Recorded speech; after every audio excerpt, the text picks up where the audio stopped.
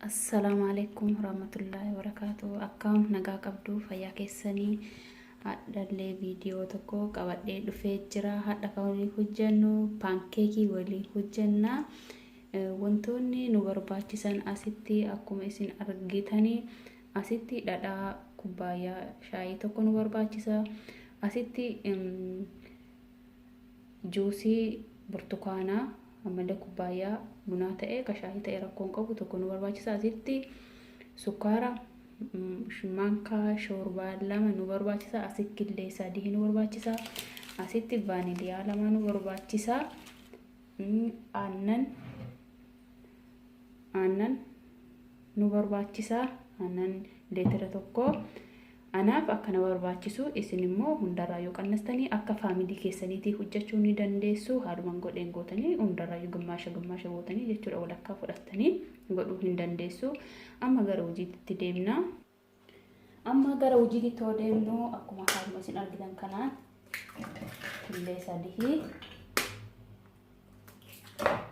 cabsaa sukkaara itti buufadhaa maankaa lama. Vaaniliyaallee itti buufadhaa.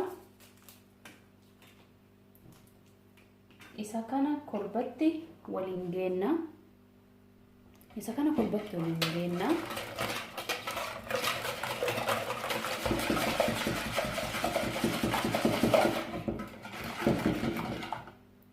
Amma eega isa akkanatti rukunnee kaaneen boodatti dhadhicha itti buufannaa. Burtukaana cuunfaa isaatti buufannaa. Jara kanillee kolbatti waliin geenna. Amma egaa isaanillee waliin gahanneen boodatti aannan keenya itti buufannaa. Aannan kamiyyuu ta'uu danda'a, almandiillee ta'uu danda'a, aannan normaalii itti fayyadame kanas ta'uu danda'a.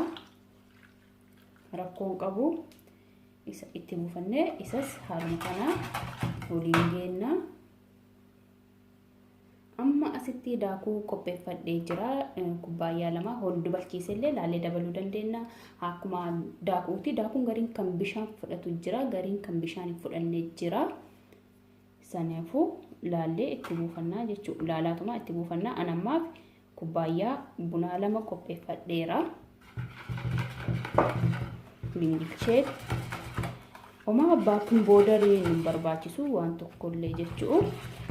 Burtukaanillee yaa akkuma beektan viitaaminii qaba. Viitaaminii garagaraa waan qaama keenyaaf fayyaa ta'anidha. Wanti itti fayyadamnu ijoollee keenyaafis ta'ee nuufillee ta'ee yeroo ammaa immoo yeroo baay'ee sodaachisaa waan ta'eef rabbi nu haa eegu. Caalaa rabbiidha. Isa jalatti immoo nullee haga danda'ame tokkoon fayyaa keenya eeguudhaaf yaalii goona. Kolbatti waliin gahannee walitti deebina. Amma kunoo haaluma isin argitan kanaan akkanatti waliin gahadhee geessee jira. Amma maal godhaa? Isa kana kaasee gingilchaan baasaa jechuudha. Kanaan honfiti kanaan gingilchaa kanaan keessaa baafadhaa jechuudha. Maaliif hoo jettan kuni kolbatti waliin akka maashiniitii miti. Kolbatti waliin nu hin gahu. Wantoota keessatti hafan hundaayyuu nu axxaarra'ee baasaa jechuudha. Kanaafuu kanaan keessaa baafannaa.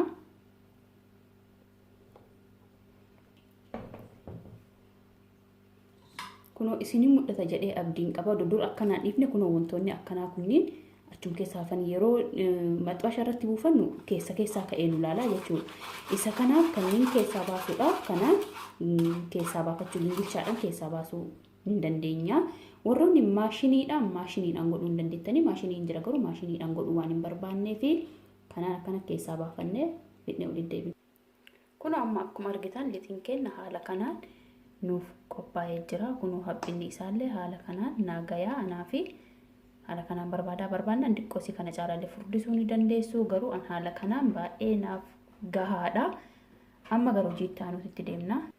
Amma kunoo gara hojiitti aanutti yoo deemne akkuma asitti argitan maxxasaan kan koo baay'ee oofee jira. Ibidda kaa'ee tureeyyuu akkanatti dhadhaasanii jala isaa dinneeti. Akkasuma immoo kunuun lixii kan koollee asumaa qaba. tokkollee haa kana haaluma kana fudhadhee itti buusadha. Beeksisuudha.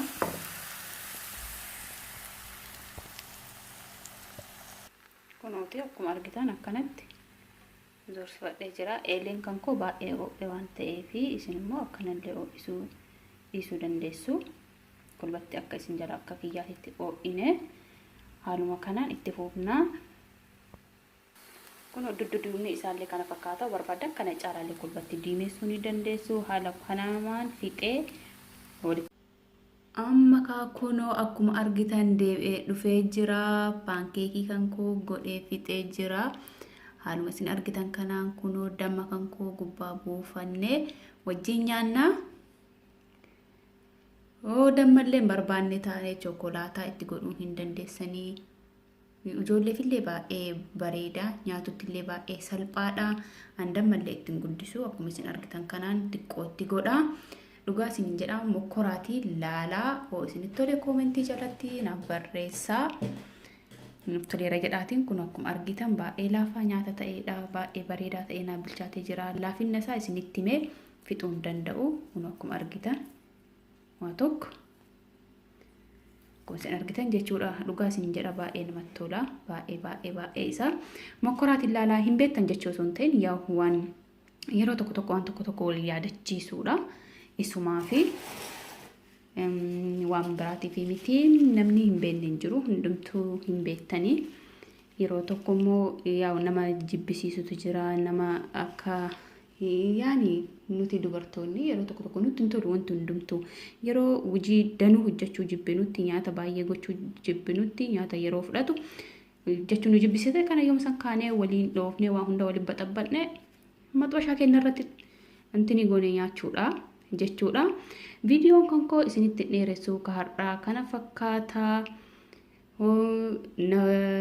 Isinitti tole dhiifama wajjin hoo isinitti tole like gochuu hin dagatinaa. Faamilii ta'uudhaan subscribe godhaa isiniin jedha. Yaada keessan hundaa koomentii jalatti naaf barreessaadha. Viidiyoo keenya har'aa kana fakkaata. Waan hordoftaniif guddaa galatoomaa isiniin jedha. Amma viidiyoo biraatiin walitti deemnutti nagaa naa turaa.